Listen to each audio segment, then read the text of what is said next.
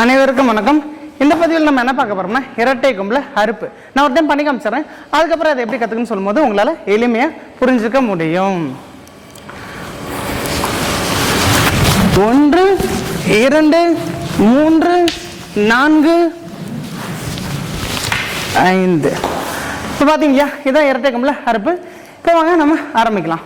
வலது கையை உங்களோட தோள்பட்டையில் வச்சிடுறீங்க, இடது கையை இடுப்பு கிட்ட வச்சிருங்க. இப்போ இங்கிருந்து 1 2 3 4. இப்போ எதிர் திசையில் பண்றீங்க. 1 2 3 4.